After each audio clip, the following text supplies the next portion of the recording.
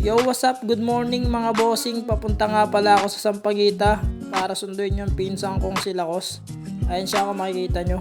Dito nga pala kami papunta sa Baliwag, Bulacan. Hindi na nga namin na video yung pag-alis namin sa Malolos, kaya kung mapapansin nyo nandito na kami sa Pulilan.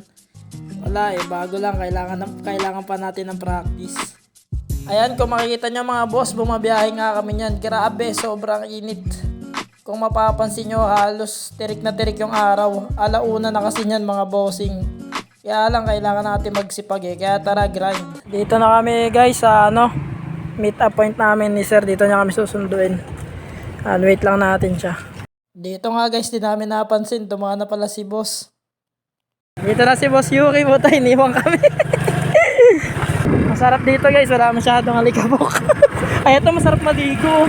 Puta. Tumalo nga.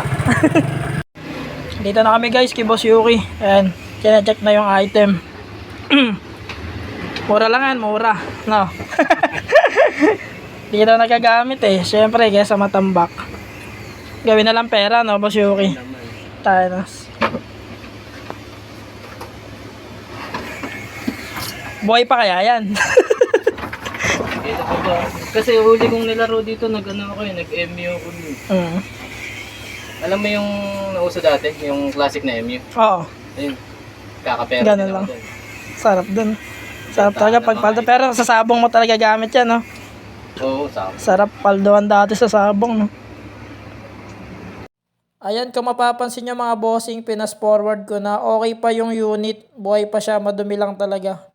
Pero yung mga ganito mga bossing, kung bago lang kayo, common na to sa second hand. Ayan talaga usual na issue nyan, madumi.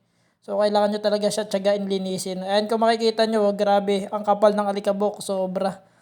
Halos ilang buwan din daw kasi itong na-stock, pero nakita nyo naman, okay pa siya. Yan, tamang linis lang tayo dito mga bossing, tamang linis. So, ayun mga bossing, second hand nga lang pala itong nabili natin na unit. Wala pa kasi tayong pang brand new, pero walang problema sa second hand mga bossing.